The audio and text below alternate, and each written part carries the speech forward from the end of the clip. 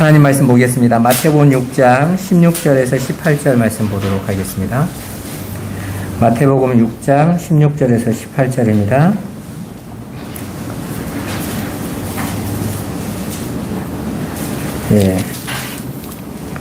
한 목소리로 천천히 한번 읽어보겠습니다. 금식할 때에 너희는 외식하는 자들과 같이 슬픈 기색을 보이지 말라. 그들은 금식하는 것을 사람에게 보이려고 얼굴을 흉하게 하느니라. 내가 진실로 너희에게 이르노니 그들은 자기 상을 이미 받았느니라. 너는 금식할 때에 머리에 기름을 바르고 얼굴을 씻으라. 이는 금식하는 자로 사람에게 보이지 않고 오직 은밀한 중에 계신 내 아버지께 보이게 하려 함이라. 은밀한 중에 보시는 내 아버지께서 갚으시리라. 아멘. 우리 잠깐 기도하겠습니다. 살아계신 하나님 감사합니다. 우리가 하나님의 말씀을 문자로 받지 않고 껍데기로 보지 않고 그 안에 담긴 진리로 성령의 도우심으로 열어서 아버지의 뜻을 온전히 깨닫게 하여 주옵소서. 성령으로 충만케 하사 우리가 하나님 말씀 하나하나를 그 진리 안에서 하늘의 말씀으로 듣고 또 그 하늘의 평강을 누리는 우리 귀하고 복된 성도들 되게 하여 주옵소서. 말씀 가운데 주님께서 인도하여 주시고 우리 안에 역사하여 주시기를 원하옵고 예수 그리스도의 이름으로 기도드리옵나이다. 아멘. 오늘은 저와 여러분들이 우리가 오해하고 있는 금식에 대해서 함께 나눠보도록 하겠습니다. 제가 여러분들에게 드리는 말씀은 금식 필요 없다라는 말을 하려고 하는 거 아니에요. 금식의 의미를 잘못하고 있는 금식에 대한 이야기를 말씀드리려고 하는 겁니다. 우리는 지난주에 사람을 용서하는 삶에 대해서 함께 나누었죠. 그냥 뭐든지 잘못해도 그냥 나는 하나님 백성이니까 용서할게가 용서하는 삶이 아닙니다, 여러분. 세상은 우리에게 그걸 요구하죠. 너희 성경에 보면 사람의 잘못을 용서하라고 하는데 너는 내가 잘못한 거 왜 용서 안 해줘? 이렇게 말을 하는데 성경이 말하는 용서는 그런 용서 아니에요, 여러분. 예수님께서 말씀하시는 이 용서라는 단어는 말씀드린 것대로 실족한다, 넘어진다, 거기에 대한 말씀이라고 드렸습니다. 그러니까 우리가 하나님의 말씀을 잘못 깨달아서 그 잘못된 말씀을 전해줌으로 인해서 사람에게 실족하게 하는 것, 그게 그렇게 하는 사람을 하나님 용서하지 않는다라는 말씀이에요. 우리가 현장에서 복음을 전하면서 가장 중요한 것이 성경에 기록된 말씀을 어떻게 해석해서 넘겨주냐가 중요합니다. 이 세상의 관점으로 해석하여 그대로 전하게 되면 어떻게 될까요? 그 말씀이 사람을 넘어뜨리는 거예요. 그러니까 우리 그러잖아요. 보통 전도할 때 성경책 펴가면서 성경에 이렇게 살라고 했잖아. 이거 하라고 했잖아. 그러니까 내가 너에게 성경대로 너도 이렇게 살아. 이게 성경이 하고자 하는 말씀이 아니라는 말이에요. 성경은 우리가 지난주에도 말씀을 받았지만 예수님께서 모든 사람에게 전해지는 말씀을 다 뭘로 주셨다고 그랬죠? 비유로 아니면 말씀 안 하셨다고 그랬죠. 그리고 제자들에게는 그 비유를 어떻게 하셨어요? 풀어서 진리로 가르쳐 주십니다. 그러니까 바른 말로 가르쳐 주기 위해서는 반드시 가르치는 자를 통해서 진리로 넘겨줘야만 돼요. 그런데 우리가 성경을 그냥 문자대로 읽어버리면 그 성경에 있는 것을 다 뭘로 받게 되냐면 율법으로 받게 되어 있습니다, 사람들은. 제가 몇 해 전인지 우리 청년들과 함께 여기 롯데리아에서 저녁에 금요 예배 마치고 잠깐 대화를 나누는데 그 신천지 대학생 둘이 성경책을 보면서 목사님이세요? 이게 성경이 궁금해서 그런데 이 성경 내용 좀 알려주세요. 그러는 거야. 근데 딱 알았죠. 밤 12시에 옆에 아무리 목사가 있다고 성경책 들고 오는 대학생이 한국에 있겠어요?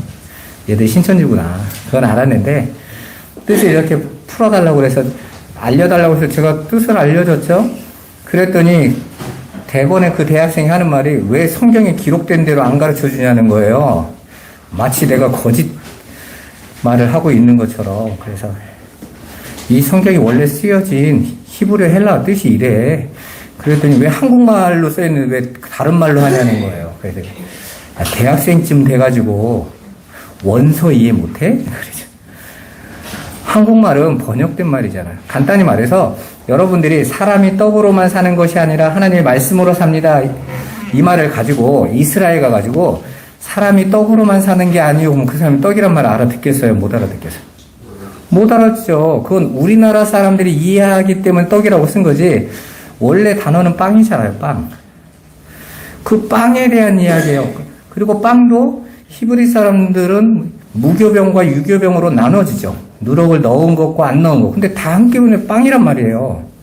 근데 우리나라 떡으로는 그게 이해가 안 되는 거예요. 뭐. 그러니까 우리에게 맞춰서 그걸 한 거지. 그런다고 우리의 삶을 지금 그거 가지고 떡 얘기로 가면 안 되지 않습니까?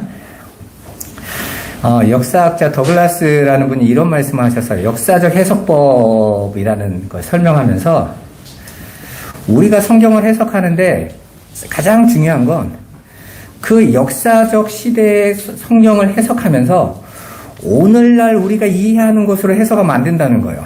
이해되세요? 제가 여러분에게도 말씀드렸죠. 우리가 보통 교회에서는 달란트 하면 다 뭘로 해석하죠? 재능으로 받아들이죠. 달란트 개발에 그러잖아요. 그러면서 예수님의 달란트 비유를 뭘로 해석합니까? 하나님은 우리에게 주신 재능을 잘못 사용하면 땅에 파묻어 놓는 거야. 그죠? 그 재능 가가지고 복음 전하고 하나님이 일하는데 마음껏 사용하는 자들이 5달란트 받은 거. 많은 재능을 가진 사람은 5달란트.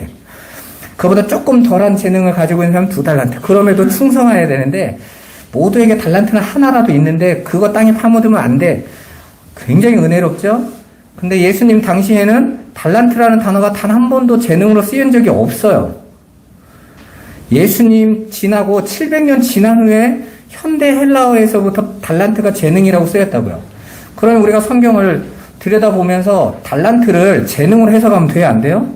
안 된단 말입니다. 근데 모든 교회가 달란트 비유를 읽으면 다 재능으로 해석을 해버려요. 예수님은 그 재능 얘기를 하려고 하신 게 아니었어요.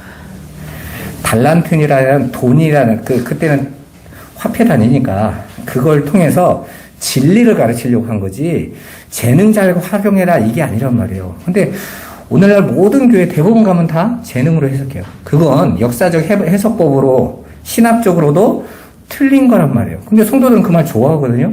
그러니까 모든 목사님이 다 달란트를 재능으로 해석하는 겁니다. 그러면 성경을 어떻게 보는 거예요? 엉터리로 보고 있는 거라고요? 엉터리로. 그런 말 한 적 없는데 그거 추구하고 나 하나님이 잘하고 있어. 내게 주신 재능 달란트 10분 활용해서 내가 교회에 최선을 다하고 있잖아. 난 달란트 잘하고 있으니까 하나님께서 10배 권세를 주실 거야. 그러면 말도 안 되는 소리가 되는 거죠. 마찬가지예요, 여러분. 우리가 그렇게 하나님의 진리로 이 모든 이 땅의 역사와 모든 것은 말씀이 다 비유로 이 비유라는 단어 자체가 옆으로 던져졌다는 말이라고 그랬죠. 그리고 그 잘못이라는 단어가 옆으로 넘어지다, 실족하다, 쓰러지다 이런 거예요. 옆으로 던져진 말을 그냥 옆으로 그대로 붙잡으면 옆으로 넘어져 버리는 거예요. 그래서 항상 비유는 어떻게 해야 돼요? 바른 말씀으로 해석해 주는 자가 있어야 된단 말이에요. 그래서 예수님께서 비유를 전하시고 가르치시는 거예요, 제자들에게는. 그럼 제자들이 어떻게 했겠어요? 사도가 한 일이 뭐겠어요? 옆으로 던져진 말을 바른 말로 주는 거예요. 그래서 바울 사도가 구약을 다 진리로 해석해 주잖아요. 바른 말로. 왜? 구약에 있는 그 모든 말씀이 비유, 이 땅의 것으로 알아듣도록 던졌지만 그건 반드시 해석해 주는 자가 있어야 되는 거예요. 그래서 바울 사도의 글이 그렇게 많은 거예요. 바울이 위대하다는 얘기를 하려고 한 게 아니에요. 그래서 바울이 뭐라고 말합니까? 내가 너희와 함께 있는 게 너희에게는 유익이야. 나에게 유익이 아니고 왜? 내가 그걸 진리로 너에게 해석해 줄 거니까. 그래서 나는 이 땅보다 하나님 나라가 훨씬 좋지만 하나님께서 나를 여기에 두시는 것은 내가 그 진리를 해석하도록 주신 거야. 그리고 그 시간이 딱 되니까 하나님이 어떻게 하세요? 데려가세요. 거기까지만 가르쳐라. 그렇게 데려가신단 말이에요. 사도들이 그 일을 한 거예요, 여러분. 야, 바울이 위대했다. 이런 얘기는 성경에 하나도 안 나온단 말이에요. 근데 우리는 전혀 그 말씀이 던지는 말을 다 어떻게 받죠? 삶의 교훈으로 받아버려요. 그러면 큰일 나는 겁니다. 그래서 베드로서에 뭐라고 말합니까? 너희가 바울의 말을 사사로이 해석하더라. 그냥 일상에 필요한 말로 그냥 해석해버리더라. 성령의 감동으로 기록된 거야. 그렇게 사사로 해석할 말이 아니야. 이러잖아요, 또. 그 말을 여러분들이 잘 이해하셔야 돼요. 그렇게 하나님의 말씀을 옆으로 던져진 말을 그 말을 그대로 전하는 자를 용서하지 않으시겠다라는 거예요. 왜? 같이 걸려 넘어질 거니까. 마태복음 23장 15절로 한번 가보세요. 같이 한번 읽어보죠. 화 있을진저 외식하는 서기관들과 바리새인들이여 너희는 교인 한 사람을 얻기 위하여 바다와 육지를 두루 다니다가 생기면 너희보다 배나 더 지옥 자식이 되게 하는도다. 아멘. 유대인들이 전도 안 했어요? 전도했어요, 여러분. 여러분, 디아스포라들이 흩어진 유대인들이 각 지역에서 회당 중심으로 뭐 했어요? 전도했어요. 루디아 같은 여자는 유대인이 아니에요. 헬라인인데 유대교로 개종한 사람이에요. 그런 사람들이 많이 있었다고요. 그리고 그들이 회당 안에 같이 있었고, 바울이 회당에서 복음 전할 때 그 헬라 속한 유대인들이, 아니, 헬라인이면서 유대교로 개종한 사람들이 회당에서 그 말씀을 듣고 그 말씀을 더 청하고자 해서 자기 집으로 바울을 초대하고 복음을 받으면서 교회가 된 거거든요. 그래서 바울은 항상 어디 중심으로 복음을 전합니까? 회당 중심으로요. 회당에는 유대인만 있는 게 아니라 유대교로 개종한 헬라인들도 있었다고요. 그래서 나중에 어떻게 합니까? 히브리 유대인들이 바울의 복음을 거절하자 바울과 바나바가 우리는 어디로 간다고 그래요? 일단 이제 이방인으로 갈 거야. 하나님 뜻이 이건 것 같아. 왜 하나님이 나를 이방인의 사도로 세웠나 했더니 너희는 복음을 안 받고 헬라인들은 복음을 받으니까 우리는 그리로 가겠다 하고 그들에게 복음 전하러 가잖아요. 그러니까 바리새인이나 그 유대인들이 이방인한테 전도 안 해서 유대가 망한 게 아니란 말입니다. 어떤 것을 한 행위에 묶어서 이거 안 하면 복 받고 하면 복 받고 안 해서 저주받았다 이렇게 하면 이해는 쉬운데 그럴 일은 없어요, 여러분. 엉터리로 보고 있는 거예요, 성경을. 행위의 결과로 심판과 저주가 임하지 않는단 말입니다. 기독교는 은혜의 종교잖아요. 은혜의 결과로 심판과 저주가 생명과 사망이 결정이 되는 거지 우리의 행위로 결정되지 않는다고요. 바리새인들과 서기관들이 하나님의 말씀을 가르치고 실천하는 사람들이었죠. 예수님은 그들이 말씀을 가르치고 있는 그 부분을 얘기하고 있는 거예요. 전도 안 하는 행위를 말하는 게 아니라 바리새인들이 기도 안 한 사람들이 아니잖아요. 예배 안 한 사람들이 아니잖아요. 그죠? 누구보다 많이 기도했고 누구보다 많이 예배했고 누구보다 많이 그 자신들이 가지고 있는 말씀을 가르치던 자들이었어요. 그런데 예수님이 뭐라고 말합니까? 너희가 바다와 육지를 두루 다니면서 한 사람을 얻으면 너희보다 배나 어떤 자식 만든다고 그랬어요? 지옥 자식. 뭘로 지옥 자식이 만들어져요? 말씀으로 만들어져요. 진리의 말씀이 아니라 거짓의 말씀을 전하면 배나 지옥 자식이 되는 거죠.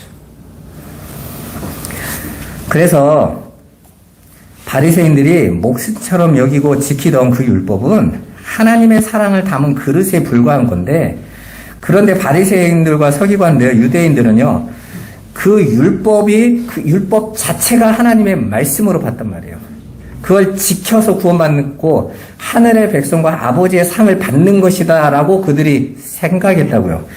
그래서 그 율법을 목숨처럼 쫓았고 자신을 따르는 자들에게도 진리로 그걸 가르쳐 준 거예요. 율법 지키는 삶.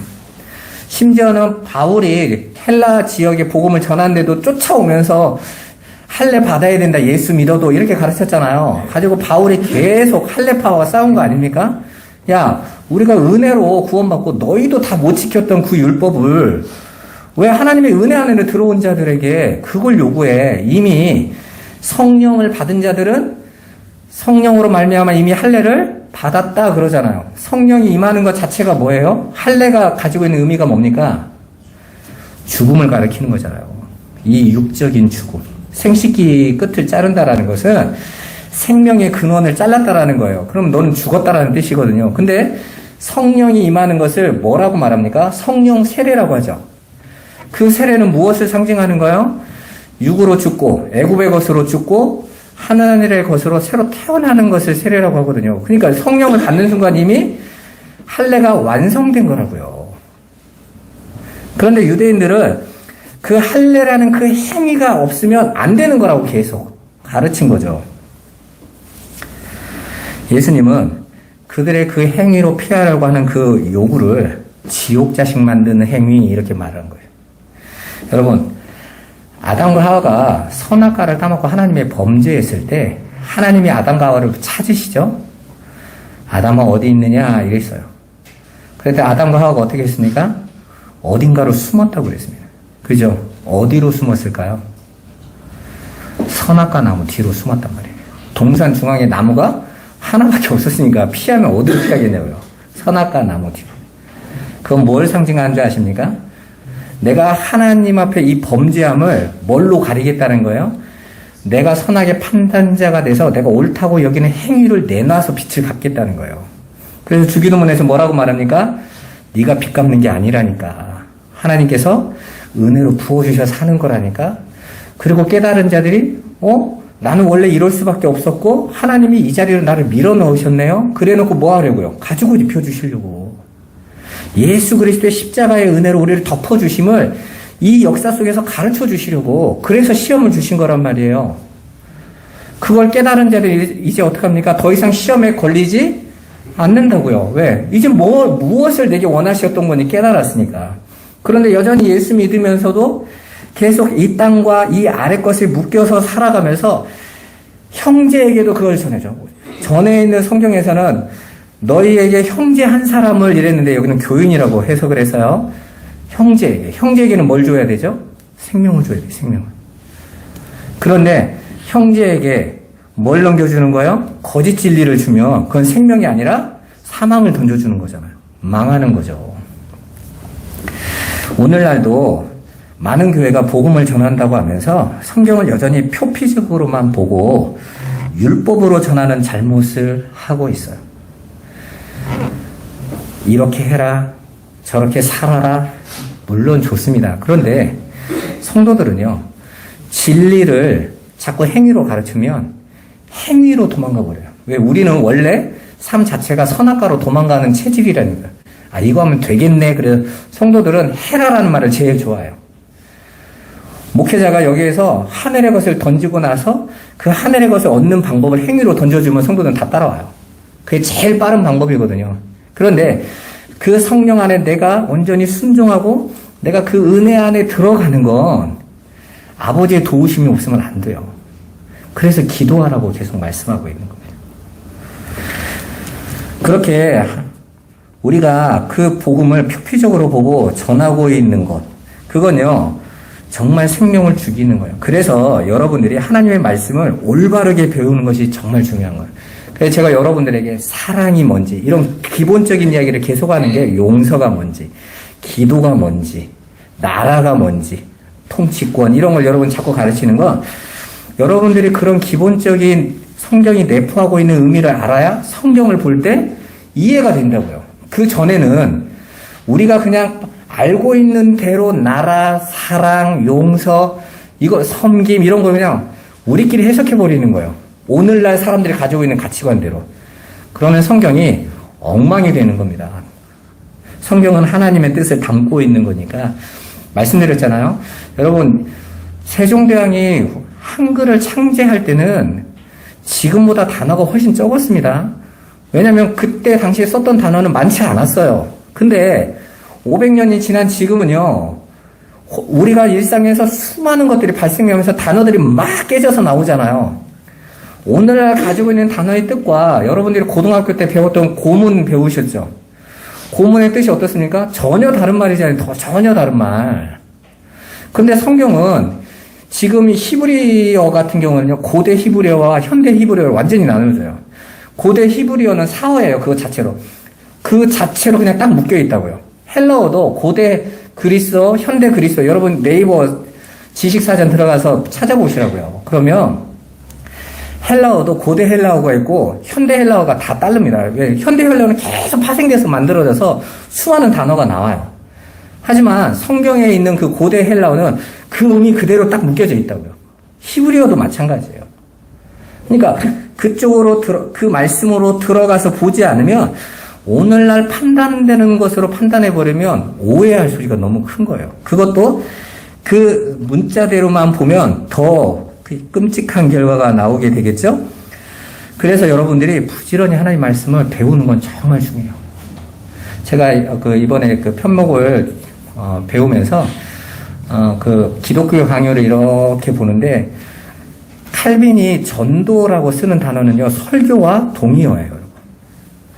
성경에서 나오는 전도는요 우리가 보통 너는 때를 얻든지 못 얻든지 이 말씀을 전해라, 우리에게 전도할 문을 열어달라고 해라, 그 말은요 설교에 대한 이야기예요. 설교에 대한 이야기. 설교는 뭐냐면 복음과 교훈이 합쳐진 거예요. 그러니까 복음의 목적을, 복음의 의미를 온전히 가르쳐서 그 뜻을 온전히 살아갈 수 있도록 말하는 게 설교의 핵심이라고요. 전도도 마찬가지란 말입니다. 우리 교회 오세요. 종이 한 장 나눠주고, 이건 전도가 아니에요, 여러분. 근데 한국 교회는 이게 전도잖아.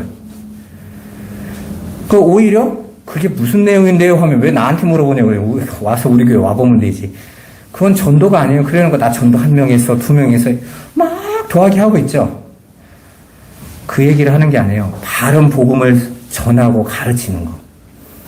그게 전도고 그걸 설교라고 한단 말입니다. 그러면 여러분들에게 그 복음 전하라고 했다면 먼저 필요한 게 뭐겠어요? 여러분이 그 복음을 충분히 알고 있고 그 내용을 알아야 되는 거잖아요. 그게 아니면 우리가 현장에 가가지고 누구 말대로 지옥 자식으로 만들 수 있는 거예요. 엉뚱한 거 하게 되는 거기 때문에요. 그래서 우리가 현장에서 하나님의 말씀을 전할 때는 정말 진지하게 해야 되는 거예요. 제가 여러분들에게 전도하지 말라고 한 건 어떤 목사가 전도하지 말라고 하겠어요. 진리를 더 알고 그 진리를 온전히 알아서 진리로 전하는 걸 훈련하라는 겁니다. 그리고 그 진리를 알았으면 마땅히 전해줘야죠. 이 사람이 그 진리 모르고 엉뚱한 길 가고 있는데. 본문의 말씀도 그대로 읽으면 마치 금식할 때의 자세에 대해 말하는 것 같아요. 너 금식할 때 금식하는 거 티내지 말고 얼굴에 힘든 거 표내지 말고 슬픈 기색하고 얼굴 찡그리면서 금식하지 마. 혹시 여기 금식해 보신 분 있으세요? 제가 일주일 해봤는데 3일 지나잖아요. 나도 모르게 찡그러져요. 이건 웃고 싶어서 그런 게 아니에요. 그때는 저도 이 말씀을 보고 웃으려고 했거든요. 여러분 봐보세요. 온몸에 힘이 빠져서 내가 웃을 수 있는 모양도 안 나와. 내가 결정할 수 있는 상황이 아니란 말이에요. 기름 바르고 막 웃고 하나님 평안을 주는 다 거짓말이에요. 속으로 얼마나 힘든데요. 40일 금식하는 분들이 대부분 다 고기 국물 먹는다고 제가 말씀드렸잖아요. 이 사람이 금식해서 그럴 수 있는 힘이 없어요. 그러면 예수님께서 너희가 금식하는 건 참 잘하는데 인상 쓰는 것 때문에 마음에 안 들어 지금 이 얘기 하시겠냐고요, 여러분. 지금 계속 바로 방금 위에 주기도문에서는 일용한 양식 먹으라고 얘기하셨잖아요. 그죠? 그 일용한 양식을 먹으면 그 일용한 양식 진리의 말씀으로 받은 자들은 하나님께서 이미 우리에게 창세 전에 완성해 놓으신 아버지와 하나 되는 하늘에 계신 우리 아버지의 그 상태, 그 나라가 임하는 아버지의 다스리심, 통치가 우리에게 임하는 상태, 그리고 우리의 이름이 거룩해지고 아버지의 뜻이 우리에게 이루어지게 된다.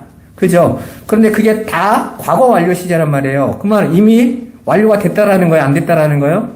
당연히 완료가 됐어요. 근데 헬라어는 아주 재밌는 단어가 이게 뭐냐면 헬라어는 완료 시제인데도 진행이 함께 돼 있어요. 그러니까 과거에 이미 완료됐는데 지금도 그건 이루어지고 있고 앞으로도 완성될 거다라는 의미가 다 들어가져 있어요.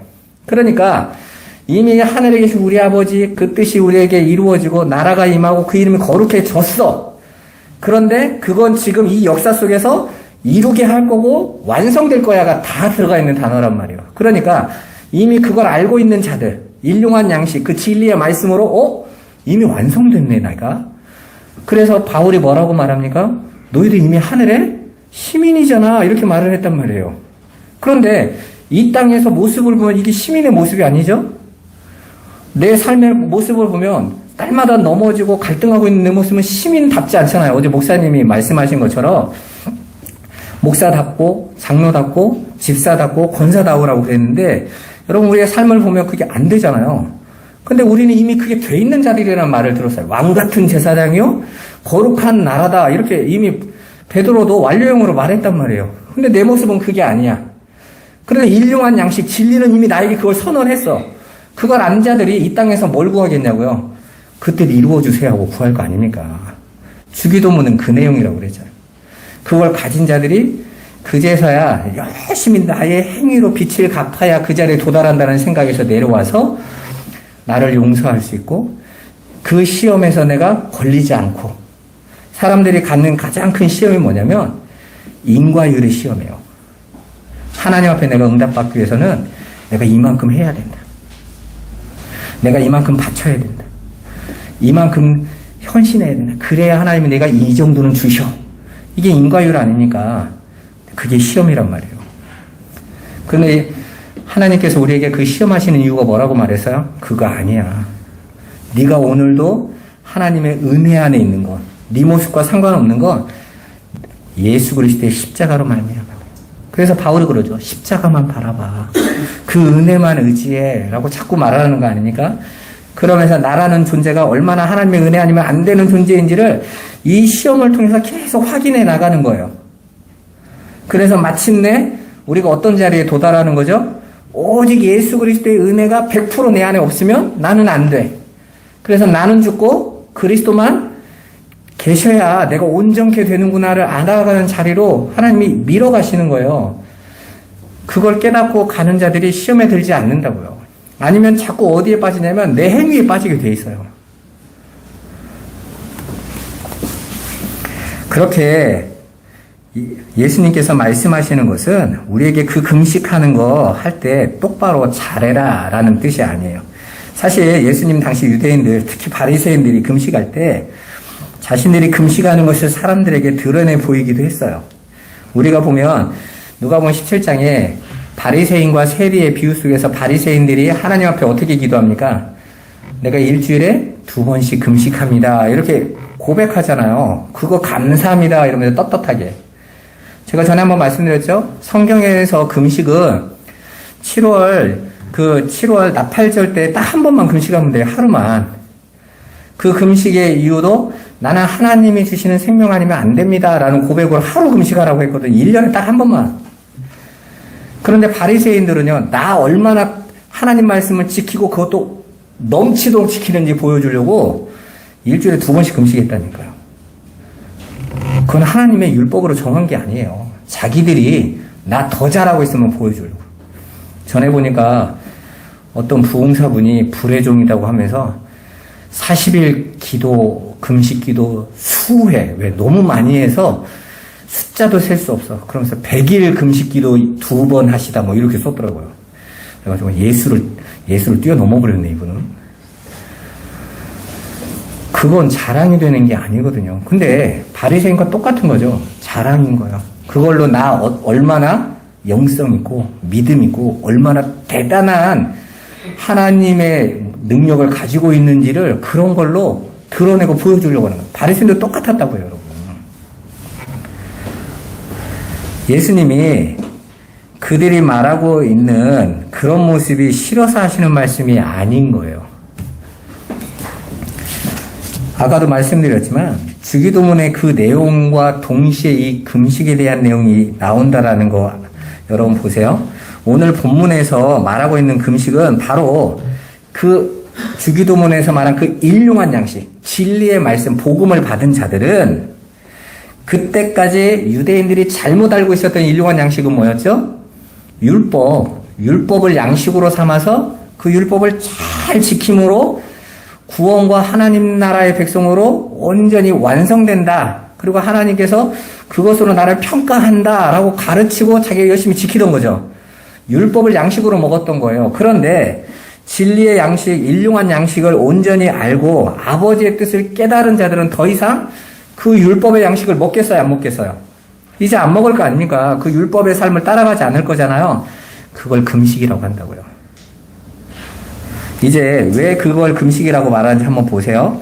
바울은 성도들이 먹어야 할 것과 먹지 말아야 할 것을 단단한 음식과 저주로 설명을 해줘요. 고린도전서 3장 1절에 3절 같이 한번 읽어보겠습니다. 세 번역으로 해석한 거예요. 형제자매 여러분, 나는 여러분에게 영에 속한 사람에게 하듯이 말할 수 없고 육에 속한 사람, 곧 그리스도 안에서 어린아이 같은 사람에게 말하듯이 하였습니다. 나는 여러분에게 젖을 먹였을 뿐 단단한 음식을 먹이지 않았습니다. 그때에는 여러분이 단단한 음식을 감당할 수 없었습니다. 사실 지금도 여러분은 그것을 감당할 수 없습니다. 여러분은 아직도 육에 속한 사람들입니다. 여러분 가운데에서 시기와 싸움이 있으니 여러분은 육에 속한 사람이고 인간의 방식대로 살고 있는 것 아닙니까? 바울은 지금 영에 속한 사람과 육에 속한 사람을 나눠요. 여기서 육에 속한 사람은 구원 못 받았다는 사람이 아니에요. 그리스도 안에서 어린 사람. 그걸 육에 속했다 이렇게 말을 하고 있어요. 그리고 영에 속한 사람은 단단한 음식을 먹고 육에 속한 사람은 단단한 음식을 먹을 수 없기에 젖으로밖에 먹지 못한다라는 거예요. 그러니까 여기에서 말하는 육에 속했다라는 것은 하나님의 진리의 말씀을 분별하지 못하고 여전히 이 세상적 차원으로밖에는 보지 못하는 자들. 그래서 하나님의 말씀을 받아도 이 세상적 차원의 것을 알고 그것으로 행하고 그것만 쫓아가는 사람을 말하는 거예요. 이번 주에 언제죠? 어떤 분이 저한테 그런 얘기 하시더라고요. 자신의 간증을 이야기하면서 자기는 예수 그리스도를 그 남편이 알코올 중독에 있었는데 주는 그리스도시오 그 말씀을 들어대 남편이 알코올 중독에서 해방됐다는 거예요. 그러면서 목사님 이렇게 현장에 이런 증거들이 있는데 제가 전하는 이 복음의 방식이 마음에 안 든 거죠. 그런데 여러분 알코올 중독에서 빠져나오면 그분이 하나님 백성입니까?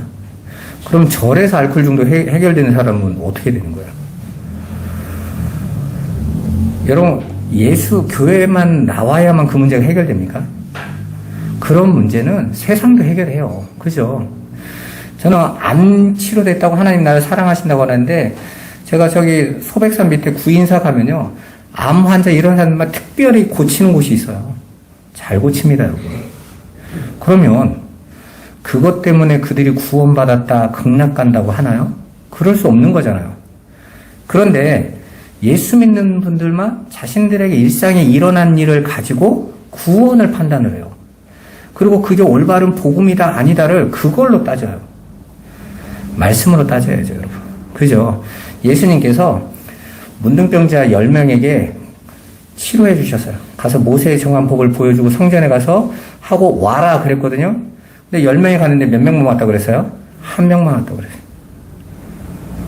그러니까 하나님이 보여주신 그 기적이 나의 구원을 만들어내는 게 아니란 말이에요. 그 얘기를 하고 있는데 우리는 오히려 그걸 가지고 내가 예수를 잘 믿고 있는 표로 삼으려고 해. 그걸 진리의 증거로 삼으려고 해요. 그럴 수 없단 말입니다, 여러분. 바울은 그래서 고린도 성도들에게 단단한 음식을 못 주고 곧 율법으로 주었다는 거예요. 그들이 이 세상 차원의 것밖에 못 알아들어서 그렇게 주었다라는 말입니다. 그렇게 진리가 안 된 사람들은 율법의 말씀만 알아들을 수 있는 거예요. 그러나 그게 좋은 게 아닙니다. 끝까지 그 율법으로만 먹으면 절대로 안 된다는 거예요. 아니 사실 젖으로밖에는 먹지 못하는 상태가 계속 지속된다면 오히려 그 육에 속함은 영원한 하나님과 관계없는 거예요. 왜? 하나님의 생명을 받은 자들은 반드시 어떻게 되어 있다고 그래서요? 자라나게 되어 있다고 그랬잖아요. 여러분 오늘날 몸은 큰데 뇌 성장이 안 돼서 2살, 3살의 IQ를 가지고 더 이상 안 되는 아이들을 우리는 뭐 여러 가지 지체장애나 정신장애나 이렇게 얘기하잖아요. 안 자라. 저는 그 모습을 많이 봤거든요. 아이가 9살, 10살이 됐는데 아이가 1살에서 이게 뇌를 다쳐가지고 안 자라. 그러니까요. 10살이 됐는데도 아이하고 똑같아 그냥. 다리도 안 움직이고요. 엄마가 10살짜리를 안고 다니는 거야, 안고 다니는 거야. 자라나지 않는다는 건 심각한 거예요. 교회가 건물은 커지고 우리 한국교회가 1천만 성도가 됐다고 막 자랑은 하지만 그 성도들이 가지고 있는 신앙의 수준은 젖밖에 먹고 있지 않다. 그냥 육신의 복과 세상의 자랑이 예수 믿는 전부인 걸로 알고 가고 있는 사람들이 얼마나 많아요. 그건 심각한 거예요. 오늘 한국교회 문제 아닙니까, 여러분? 전혀, 어제도 말씀드렸지만, 그리스도의 복음과 함께 고난도 함께 받아라. 그랬는데, 한국교회는요, 예수 잘 믿으면 고난 없다고 가르치잖아요. 그죠? 축복만 쏟아진다고 가르치잖아요. 그게 어떻게 복음이에요? 그건 복음이 아니지. 그런데 대부분 성도들은 그런 교회로 쫓아가요. 왜? 나는 그거 받고 싶으니까. 그건 목사님이 훌륭해서 그게 응답으로 오는 게 아니에요, 여러분. 거짓의 열매는 거짓말에 열리는 거예요. 진리의 열매는 진리 안에서 열리는 거예요. 그걸 판단하지 못하고 내가 좋아하고 원하는 것을 주었다고 그게 진리는 아니란 말입니다. 사실 모든 분들이 신앙생활에 어린 시절이 있습니다. 그때에는 성경이 율법으로 보여요. 그래서 여러분이 하나님 말씀을 읽을 때 이거 해라, 마라 이렇게밖에 안 들려요. 그래서 열심히 그 일을 하는 겁니다. 그렇게 성경은 원래 비유, 곧 율법으로 주어진 것이 사실 아닙니까? 그런데 대부분 그 성경을 그냥 거기에 머물러 버리는 거야. 성경을 아직 단단한 음식으로 먹을 수 있는 능력을 키우지 않고 그냥 기록된 문자 그대로 율법으로 행해버리는 사람이 너무나 많잖아요. 거기에 첫 번째 이유는 목회자에게 있어요. 그 안으로 더 깊은 단단한 음식으로 이끌어가지 않는 거예요. 왜냐하면 지루해 하거든요. 힘들어 하거든요. 그러니까 자꾸 어떤 목사님 그러더라고요. 설교를 교회에서 제일 못 알아듣는 사람에게 맞추래요. 그러면 강단에 설교를 계속 어떤 설교만 해야 될 것 같으세요? 계속 새신자가 들어오면 계속 새신자 알아듣도록 하면 나머지 성도들도 다 요즘같이 성경 공부를 더 하고 이러지 않고 거의 주일날 강단이 대부분 한 번 듣는 분들이 80, 90%인데 그럼 계속 거기에 맞추면 그들은 계속 어디에 머물러 있겠어요? 저새만 머물러 있어요. 그건 좋은 설교가 아니에요, 여러분. 우리가 여러분들이 칼빈이 강해했던 책 읽어보세요. 엄청 어렵습니다. 그냥 말씀 하나 자체가 너무너무 깊어요. 그런데 그게 고작 지금부터 400년 전에 있었던 일이란 말이에요. 400년 전에 있는 성도들은 그 말씀을 봤는데 아무런 문제가 없고 그걸 더 깊이 알고자 연구하면서 들어갔어요. 그런데 지금은요. 그때 평신도 심지어는 아이들 수준만큼도 신앙이 안 올라가 있어요. 여러분 그 웨스트민스터 소요리 대요리 문답이 있는데 소요리 혹시 공부해 보신 적 있으세요? 소요리는 어린아이용이거든요. 지금 한국교회가 대부분 어른들을 가르치는 교재가 소요리 문답 가르치면 왜 대요리는 알아듣지도 못한다는 거예요. 어른들이 들어야 될 말씀 자체가 이해가 안 된다는 거예요. 그러니까 얼마나 영적인 퇴보가 그 진리에 대한 퇴보가 심각하다는 거잖아요. 그런데 오늘날 그것도 아니고 그냥 성경 자체 안에서 주제 하나 뽑아서 우리 일상과 그냥 믹스 시켜가지고 그들이 알아듣고 원하는 걸로 던져줘. 어떻게 될 것 같습니까? 여러분 우리가 교회에 나와서 어제 우리 임직 받으시고 교회가 전체가 이렇게 조직이 된 게 참 감사한데 우리가 이 일을 하는 이유가 뭐죠? 진리를 바르게 전하고 자라나기 위해서요. 그 아버지 것으로 가기 위해서지 그게 아니면 의미가 없어요. 교회가 커진다? 그건 아무런 의미가 없어요. 전에 제가 한번 말씀드렸죠. 그 합동에서 제일 큰 교회가 충영교회거든요. 대표적인 교회예요. 저 역삼동 옆에 옛날에 김영삼 대통령이랑 다녔던 거예요. 그 교회가 70억으로 교회를 건물을 지었는데 엘리베이터나 뭐가 좀 해서 부족하다고 여겨가지고 그걸 허물고 80억 들여서 더 크게 지었어요. 근데 그 일을 할 때 그 교회 집사님이요. 집에 월세값이 없어가지고 자살해서 죽는 일들이 일어나고요. 전혀 성도가 죽어가는 건 관심 없어. 건물 키우고 우리 교회 이만큼 커다. 우리 교회 국회의원이 몇 명 나고 그건 아무런 필요가 없는 거죠. 하나님이 바라보시는 건 그런 게 아닌데 다른 걸 추구하는 거죠. 또 성도들이 그렇게 교회 커지면 마치 자기가 커 있는 것처럼. 그건 자랑이 될 수 없는 거 아닙니까? 우리 맹장로님이 늘 말씀하시는 것처럼 건물이 성전이 아니라 우리가 성전인데 큰 교회는 우리의 믿음이 자라는 교회가 큰 교회지, 건물 큰 게 큰 교회가 아니거든요. 그런데 오늘날 예수 믿는 사람들이 건물 큰 게 교회인 줄 안단 말이에요. 그건 큰 착각이에요. 젖으로밖에 못 먹는단 말입니다. 성경은 그들이 아무리 복음이라고 주장해도 그냥 율법에 불과한 거예요. 보고, 읽고, 판단된 대로 갈 수 없는 겁니다. 그래서 반드시 성경은 어떻게 하라고 해요? 가르치는 자와 함께 하라고 계속 말하고 있는 겁니다. 진리로 가르쳐주는. 그래서 예수님이 진리의 교사로 오셔서 진리를 제자들에게 가르치시고, 그죠? 사도들에게 가르치시고, 사도들이 120명에게, 그리고 그들이 또 어떻게 합니까? 예루살렘 교회가 헬라 교회로 계속 가르치는 자들이 나가서 가르친 거예요. 진리를 열어 가르친 겁니다, 여러분. 그래서 반드시 진리는 진리의 백성들에게 흘러 들어가게 돼 있어요. 그러니까 우리가 성경을 단단한 음식, 곧 진리로 깨달아 먹지 못하면 우리는 절대로 자라날 수 없다라는 거예요. 에베소서 4장 13절 14절 같이 한번 읽어보도록 하겠습니다. 우리가 다 하나님의 아들을 믿는 것과 아는 일에 하나가 되어 온전한 사람을 이루어 그리스도의 장성한 분량이 충만한 데까지 이르리니 이는 우리가 이제부터 어린아이가 되지 아니하여 사람의 속임수와 간사한 유혹에 빠져 온갖 교훈의 풍조에 밀려 요동하지 않게 하려 함이라. 아멘. 여기서 하나님의 아들이 아니에요. 아들로예요. 그러니까 하나님의 아들을 하면 하나님의 아들이신 예수를 믿는 거라고 해석이 되잖아요.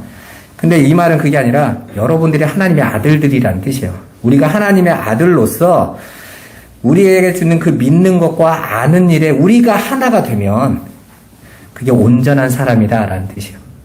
그러니까 이런 거죠. 믿음은 작은 믿음, 큰 믿음이 없어요. 믿음은 하나님께서 선물로 주신 거잖아요. 그러면 그 믿음 자체가 제가 여러 번에 그랬죠. 완료된 믿음이라고 그랬어요. 하나님이 주신 선물은. 그럼 그 믿음은 이미 완성된 걸 자기 백성에 선물로 준 거죠. 그럼 믿음은 이미 우리가 갈 길을 도달해 있네요. 믿음으로 믿음에 이르게 하는 거니까. 그러면 그 믿음에 이르는 것은 뭘 가지게 하는 거예요? 우리를 그리스도를 아는 것으로 자라나게 해서 그 믿음의 완료 지점으로 알도록 끌어가면 되죠. 예수님께서 영생을 뭐라고 설명하세요? 요한복음 17장에 영생은 하나님과 그의 보내신 자 예수를 아는 것이다 이렇게 말씀하셨잖아요. 그러니까 믿음이 우리에게 오면 우리에게 하나님과 예수 그리스도를 아는 것을 온전케 끌어올리도록 만드는 거예요. 그게 믿음의 목적지란 말입니다. 그러니까 믿음으로 우리가 자라난다는 것은 그리스도를 아는 것으로 자라나는 거예요. 오직 그리스도의 십자가의 은혜 아니면 안 되는 자리로 우리가 인정하고 끌려가는 곳이 믿음의 완성 지점이란 말입니다. 내가 예수를 이만큼 잘 믿고 있어가 아닌 거예요. 나는 예수의 은혜가 없으면 절대로 안 되는 자야 라는 자리로 가는 거예요. 그래서 바울이 나는 죄인 중에 괴수입니다 라는 건 뭔 말입니까? 사형에 처할 자예요. 그 사형에 처할 자에게 유일하게 그 사형에 처할 자가 원하는 게 뭐겠어요? 이미 사형은 선고받았어. 긍휼만이 필요한 거잖아요. 그래서 제가 여러 번 말씀드렸잖아요. 성경에서 사랑과 긍휼은 같은 말이라고. 용서도 같은 뜻이에요, 여러분. 그러니까 사랑이 없으면 긍휼도 용서도 안 일어나는 거예요. 그래서 긍휼의 하나님, 용서의 하나님, 사랑의 하나님이 다 하나님의 성품으로 통일되어 버리잖아요. 그 하나님을 가르쳐 주시는 거라며. 그러니까 우리가 하나님의 사랑을 우리가 체험하지 못해. 그런데 여러분들이 하나님의 사랑을 체험하는 방법 여러 가지가 있죠. 가장 큰 사랑의 체험은 어디에서 할 수 있어요? 긍휼에서 할 수 있어요. 어떻게 나 같은 죄인을 용서해 주시지? 도스토옙스키가 죄와 벌을 쓰면서 깨달았던 게 뭐잖아요. 무슨 반정부 운동을 하다가 이제 사형을 딱 처했는데 달려와서 이제 총살 딱 섰는데 왕의 전령이 왔어요. 그래서 도스토옙스키에게 사면령을 내린 거예요. 그때 도스토옙스키가 이게 사랑인 거구나. 그가 평생 하나님의 은혜를 의지하고 간 사람이거든요. 안 거죠. 이거구나. 내가 이 세상에서 살아가면서 나 얼마나 대단한 사람이 아니라 나는 하나님의 은혜로 살고 있는 거구나. 이 호흡 하나하나가 은혜인 거구나. 그거 알아가는 거예요. 그 그리스도의 은혜를 알아가는 것. 그거 온전히 깨닫게 되고 그 자리에 서 있는 게 온전케 되어진다니까요. 근데 그게 그리스도의 장성한 분량에 충만한 데 이르는 거고요. 반대로 어린아이는 어떤 사람입니까?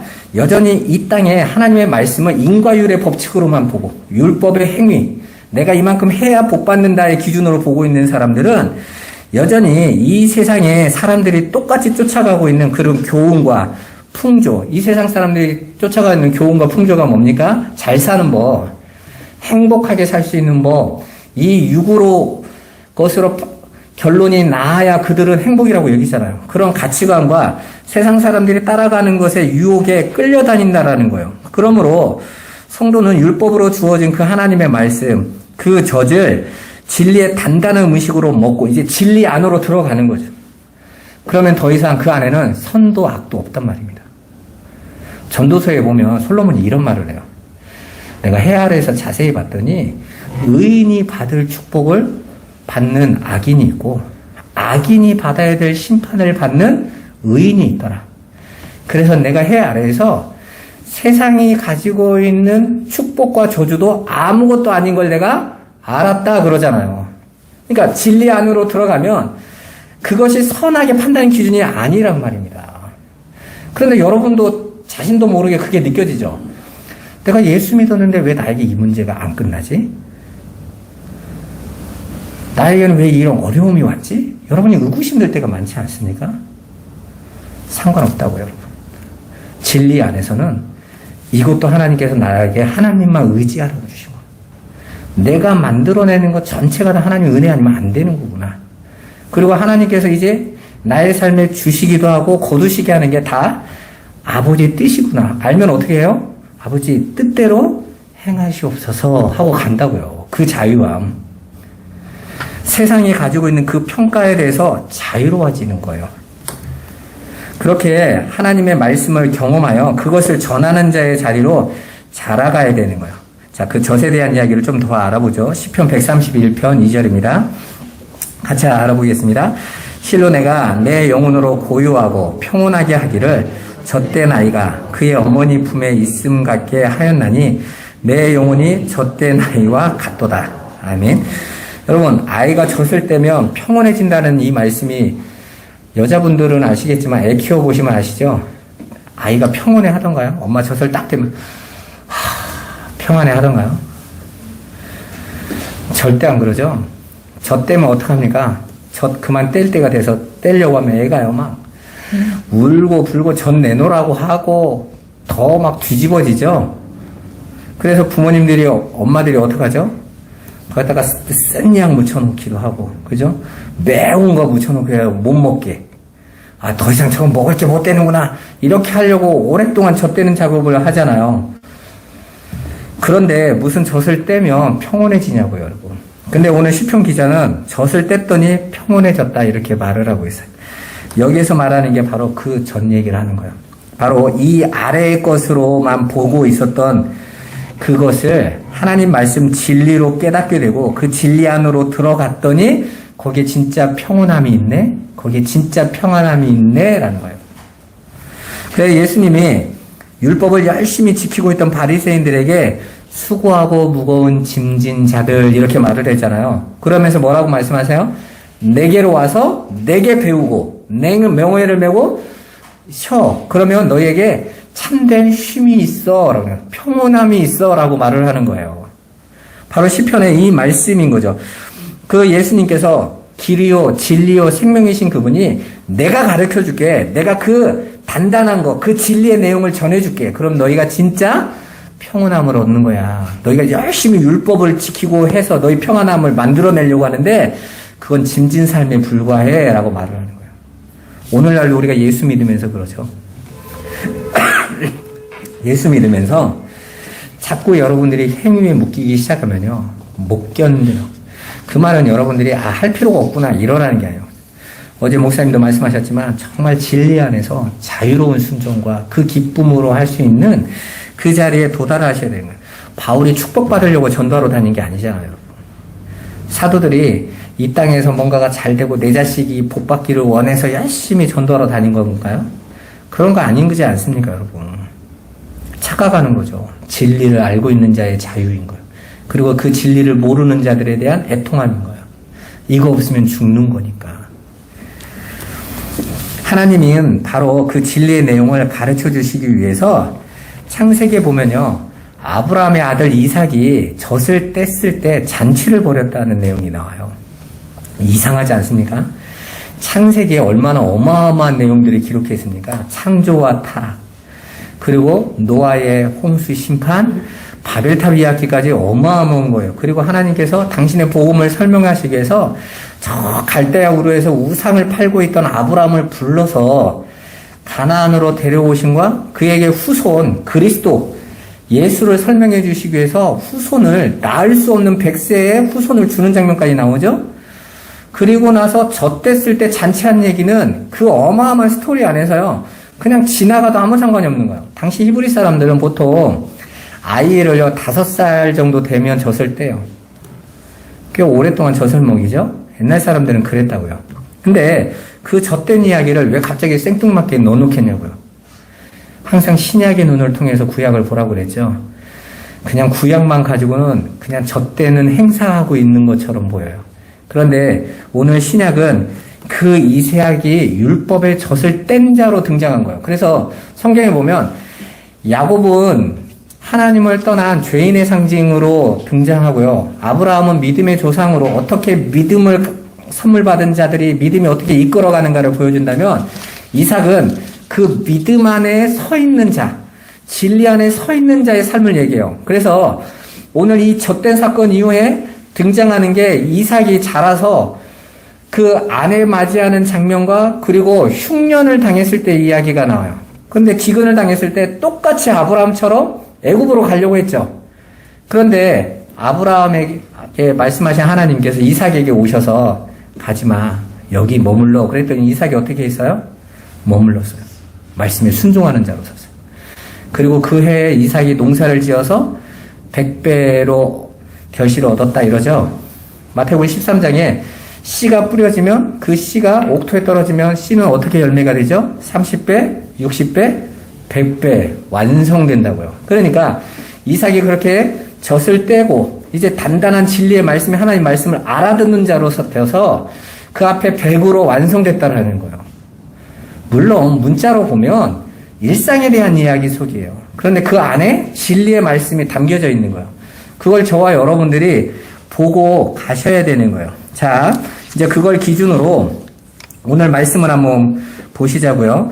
바로 그 율법의 젖을 먹지 않게 되는 이야기가 왜 금식에 대한 이야기인지 오늘 16절만 한번 해석하고 넘어가겠습니다. 오늘 16절 말씀에 보면 너희가 금식할 때에 슬픈 기색을 띠지 말라라고 먼저 말씀하시죠. 여기서 이 슬픈 기색이라는 단어가 스키드로스라는 어두움, 그림자, 덮여져 있다라는 단어와 옵타노마이 그냥 보는 거죠. 육의 눈으로 그냥 보는 거. 우리 그냥 이 아이 컨택 여러분 그 안경점에 가면 옵티컬 이러잖아요. 그냥 그냥 보고 있는 이 눈을 가르치는 거예요. 그냥 보는 대로 보이는 거. 그러니까 어둡고 덮여지고 그림자 있는 걸 그냥 그 껍데기대로 그냥 보는 거예요. 이걸 슬픈 기색 이렇게 표현을 했단 말이에요. 그러니까 이 단어의 뜻은 하나님의 말씀을 표피적인 기록, 그 덮여져 있는 그 상태로밖에 보지 못하는 상태를 가르쳐주고 있는 거예요. 그래서 그 말을 보면 너희가 금식할 때 외식하는 자들은 어떤 자들이죠? 우리가 성경에서 예수님 계속 외식하는 자들을 경계하잖아요. 그 외식하는 자들은 어떤 자들입니까? 하나님의 말씀을 껍데기로밖에 보지 못하는 자들. 그리고 연기자라는 뜻이니까 겉으로 보여진 대로 그냥 실천하고 행해버리는 것을 연기자라고 그런다고 그랬잖아요. 마음으로 갖지 못해서. 바로 외식하는 자들은 그 껍데기로밖에 보지 못하고 있는 상태를 슬픈 기색 이렇게 본 거예요. 여기서 이 슬픈 기색이라는 이 단어가 누가복음 24장에 한 번 더 나오거든요. 엠마오로 가는 두 제자가 예수님이 자기들과 함께 하는데 그들 슬픈 빛을 띄었다 이렇게 성경은 써 있어요. 이게 똑같은 단어예요. 그런데 그 앞에 어떤 단어가 있냐면 저희 눈이 어두워서 예수를 못 알아봤다 이 말이 먼저 써 있어요. 그러니까 눈이 가려워진 상태로 있는 것을 슬픈 빛 이렇게 말을 하는 거예요. 슬픈 기색. 그렇게 있는 사람들이 이어서 뭐라고 말합니까? 사람들에게 보이려고 하는 말은 자랑하려고 한다는 뜻이 아니에요. 이 말은 이 세상 사람들이 일반적으로 인식하고 판단하는 이란 뜻이에요. 그러니까 세상 사람들도 똑같이 판단하는 것으로 보고 있는 거예요. 그리고 얼굴을 흉하게 한다라는 이 말은 얼굴이라는 말을 성경에서는 아주 중요한 단어로 써요. 얼굴이라는 단어가 히브리어로 파님이거든요. 이게 헬라어는 프로소폰인데 이 파님이라는 단어는 안에 담겨 감추어졌던 것들이 밖으로 드러날 때 하나님의 것이 밖으로 드러나고 우리가 알아볼 수 있는 상태가 됐을 때 얼굴이라고 그래요. 그래서 여러분 구약 성경에서 보면 이사야도 그러죠. 내가 하나님의 얼굴을 보았으니 이러죠. 그 내가 죽게 됐습니다. 하나님의 얼굴을 봅니다. 근데 여러분 하나님은 영이신데 얼굴이 어디 있어요? 그럼 얼굴을 봤다라는 건 뭘 봤다라는 거예요? 오늘날 신비주의 하는 분들은 꿈에 하나님이 탁 하면서 얼굴을 봤대. 뭐 눈썹이 어떻고 막 머리가 어떻고 막 그런데 정신병원 가야 돼요. 그러면 얼굴 자체가 없어요. 그러면 히브리 사람들이 하나님의 얼굴을 봤다라는 건 뭔 말이겠어요? 하나님이 감추어 두신 그 진리의 내용을 알았다라는 거예요. 알면 내가 하나님의 얼굴을 봤다고 한단 말이에요. 그래서 히브리서에서 뭐라고 말합니까? 아무도 하나님의 얼굴을 본 사람이 없다 그러잖아요. 진짜 그 얼굴로서 본 사람은 한 명도 없대요. 모세도 안 봤다는 거예요. 근데 성경에 보면 모세가 하나님을 대면하여 봤다 이렇게 설명하고 있잖아요. 그럼 그게 뭔 말입니까? 말씀으로 들었다라는 거예요. 말씀으로. 그런데 우리는 그걸 그냥 육체대로 보면 야 하나님의 얼굴도 봤대. 얼굴 보면 죽는다고 했잖아요. 여러분. 그래서 항상 하나님은 당신의 영광이 뭐와 함께 등장해요? 구름으로. 그래서 구름은 뭐 하는 역할이라고 그래서요? 감추는 역할이라고 했지 않습니까? 하나님과 우리의 사이를. 그래서 얼굴을 봤다라는 건 하나님이 담고 있는 그 진리를 드러나는 것으로 봤다라는 거예요. 그런데 그 얼굴을 흉하게 한다라는 것은 여기서 흉하게 하다라는 것은 알아보지 못하다라는 뜻이에요. 그러니까 얼굴을 흉하게 했다라는 말은 그 진리를 알아보지 못하고 있다라는 뜻이에요. 전체로 말을 하면 외식하는 자들이 금식하는 것은 사람들이 보는 이 세상 사람들이 보는 수준의 것으로 보고 하나님의 그 진리의 내용을 덮여진 채로밖에 못 보는 거죠. 그게 이 세상 사람들이 보는 거잖아요.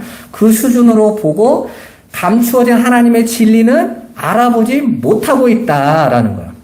그러니까 어떻게 합니까? 그들의 금식하는 건 세상 사람들이 여기고 있는 밥 굽는 수준이면 되는 거라고 여기고 있다라는 거예요. 그거 아니라는 거죠. 하나님께서 주셨던 금식하라는 말은 바로 그 율법의 양식은 이제 그만 먹고 진리의 양식을 먹어라는 말이라는 거예요. 그러니까 성경에 보면 그런 말이 있어요. 뭐 하지 마라는 것은 그거 하지 말라는 것이 아니라 다른 것을 해라라는 의미가 담겨져 있어요. 금식이라는 거예요. 굶어라는 말은 진리를 먹어라는 말이 있어요. 그러니까 우리가 그 말씀을 못 알아들으면 그냥 금식하면 굶는 것 이렇게 생각한다니까요. 누가 얼마만큼 더 많이 그 굶으면 하나님의 응답을 더 많이 해주실 것 같죠. 성경은 그런 얘기 하시지 않는다고요. 그러니까 지금까지 유대인들과 바리새인들이 하던 금식은 진리를 덮고 있는 표면 그대로 인식한 대로 행했다라는 거예요. 그건 곧 그 진리를 알아보지 못한 것이고 그걸 내 형제에게 전해주고 가르쳐줘서 그거 하라고 하면 어떻게 되는 거예요? 그를 지옥 자식 만드는 거예요. 그래서 유대인들이 자꾸 바울이 전한 헬라인들 교회 가가지고 할례해야 돼 가르칠 때 바울이 그렇게 눈 터져라고 싸운 거예요. 너희들 왜 껍데기로 본 걸 또 가르쳐 주는 거야. 너희들도 못했잖아 그거. 너희들 할례하고 그 율법 지킨다고 하다가 다 못한 걸 왜 남에게 짐을 또 지워. 그리고 이미 성령 안에서 이들은 그 율법을 예수 그리스도의 율법을 완성하신 거니까 더 이상 그 율법의 내용이 아니야. 이제 진리로 그들이 받고 그리스도 안에 있는 그 생명으로 받고 그 안에서 살아가야 되는데 너희들이 왜 거기다 또 율법을 던져서 그들로 알고 엉뚱하게 하는 거야 하고 그렇게 싸운 거예요. 그래서 갈라디아에서 보면 천사라도 내가 전한 복음 외에 다른 걸로 말하는 자는 어떻게 된다고 그래서요? 저주받을 거라고 그래요. 천사가 어떻게 저주를 받아요? 그런데도 불구하고 천사라도 그냥 다른 건 없다라는 거죠. 거기다 율법을 하나 더하는 거, 인간의 행위를 하나 가치 있는 걸로 올려놓는 거 없단 말입니다. 그게 아무리 교회를 크게 부흥시키는 사람 많이 불러오는 거라도 그건 응답의 조건이 아니에요. 저와 여러분은 오직 예수 그리스도의 십자가의 은혜 아니면 안 되는 거라고요. 이게 예수만 전하는 거죠. 여러분, 오늘 그 뒤에 있는 말씀이 뭐죠? 내가 진실로 너에게 이르노니 그들은 자기 상을 이미 받았다. 덮여진 표피대로 보고 그 진리를 알아보지 못하고 그냥 금식하라고 하니까 그걸 행위로 받고 하고 있고, 남에게 그걸 전하는 자들은 자기 상을 이미 받았대요. 여기서 말하는 그 상은 하늘의 상이 아닌 이 땅의 상인 거예요. 근데 그 땅의 상은 세상의 복으로도 나타나겠지만 뭘 얘기하냐면 자기 만족과 자기 자랑. 원래 내가 그거 위해서 한 거니까, 나 이렇게 예수 잘 믿는 사람으로 나를 증명하고 싶어서 했던 거니까 그것대로 너 증명됐잖아. 사람들이 너 그걸로 평가해 줬잖아. 네 상 끝? 그러면 그런 사람들에게 하늘의 상이 있다 없다? 관계없다라는 거예요. 관계없다는 거예요. 이 말씀을 하면 이제 금식 안 해도 되겠네? 아니에요, 여러분. 바울이 서신서에서 뭐라고 말합니까? 내 육체를 쳐서 복종케 하기 위하여 내가 금식했다 이러죠. 그러니까 금식이라는 거 그 행위 자체를 하라 하지 마라의 내용이 아니에요. 초대교회 교부들이나 이런 분들도 금식을 많이 했어요. 여러분, 이제 초대교회 처음에는 핍박을 받았는데, 어제 목사님이 디모데가 막 거대 에베소 교회 장로였다니, 아니에요. 디모데 때에는 복음에 핍박받을 때잖아요, 여러분. 바울은 감옥에 갇힐 때고, 교회가 어떻게 있었겠어요? 숨어 있었다고요. 그렇게 큰 교회는 이제 로마가 기독교를 국교화하고 이제 사람들이 다 교회로 몰려왔을 거 아닙니까? 그래서 거대하게 지은 거고, 디모데 때 그게 아니고요. 그런데 그 안에서 뭐 했겠어요, 디모데에게? 그들이 일단 나중에 속 교부들 이래 보면 교회가 커졌다고요. 그러면 사람들이 목회자를 어떻게 세웠겠어요? 섬겼겠죠. 사람들은 반드시 그 일을 행합니다. 교회에서 목회자 막 섬기듯이, 그리고 그걸 당연한 것처럼, 물론 가르쳐야 돼요. 어제 목사님이 그 가르치는 거 우리 사모님이 집에 가서 심하더라 그러더라고요. 그러니까 가르쳐야 돼요. 그런데 그게 넘치면 어떻게 되겠어요? 그러면 기독교가 로마의 국교가 돼서 하나님을 믿고 싶어 하지 않아도 교회가 나오지 않으면 출세길이 없었어요. 그러면 돈 있고 똑똑하고 능력 있는 사람들이 다 어디에 왔다는 거예요? 무조건 교회를 거쳐야 되는 거예요. 그래야 관공서부터 다 출세의 길이 나갔다고요. 왜? 국교로 맞이하니까. 다 교회 출신으로.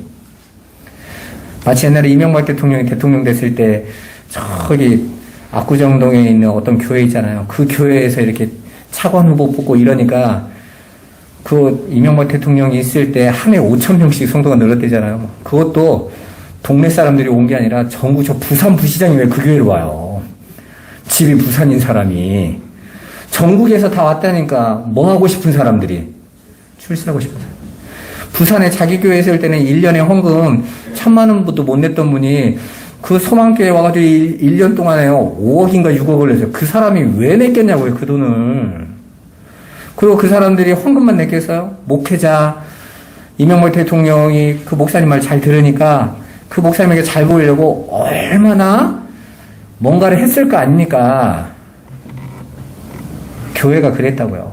그래서 속사가부터 때는, 그 교부 시대 때에는 금식하는 일이 많았어요. 왜? 내가 그런 거에 마음이 사람이 흔들리잖아요. 누군가가 나에게 그래도 그냥 있는 것과 관심을 가지는 사람 마음을 흔들리는 거예요. 그런 세상의 것들이 주어질 때 그 마음에 내가 뺏긴다고요. 그래서 어떻게 했다고요? 금식했다고요. 그래서 수도원 운동 시대에는 그게 너무 극에 달하니까 아예 정반대 운동으로 아예 굶는 운동이 시작된 거예요. 이 세상을 끊어버리겠다 이러면서. 그게 다 좋고 틀리고의 문제가 아니라 성경이 말하고자 하는 그 금식의 내용은 율법의 양식이 아니라 이제 진리의 양식으로 먹어라 라는 하나님의 뜻인 거예요. 그래서 옛 양식, 젖으로 먹던 거 이제 그만 먹어. 이제 진리의 양식으로 나아가라는 것입니다. 반드시 그래야 돼요. 여러분 반드시 그 진리의 말씀 안으로 들어가야 돼요. 교회는 다니는 곳이 아닙니다. 교회는 몇 가지 일을 하면 구원받고 천국 가는 게 아니에요. 한국 성도들의 80% 이상이 교회 다니면 구원받는 줄 알아요. 심지어는 주일날 강단에 목사님이 무슨 말씀 하시는지에도 관심이 없는 성도가 대부분이에요. 그리고 뭐라고 하냐면 그냥 교회 다니면 구원받고 목사님께 잘하면 구원받는 줄 알아요. 그래서 목사가 뭐가 되냐면 다들 무당을 만들어 놓는 거예요. 그게 진리가 아니란 말입니다. 단단한 음식을 먹으셔야 돼요. 그리고 여러분들이 그 단단한 음식을 먹고 진리를 알게 되면 여러분이 빌립처럼 가서 전도하시는 거예요. 스데반처럼 가서 복음 전하시는 거예요. 왜? 이거밖에 없으면 아는 자들은 그 진리만 말할 거 아닙니까? 그래서 사도행전에 7 집사가 복음 전하다가 죽잖아요, 여러분.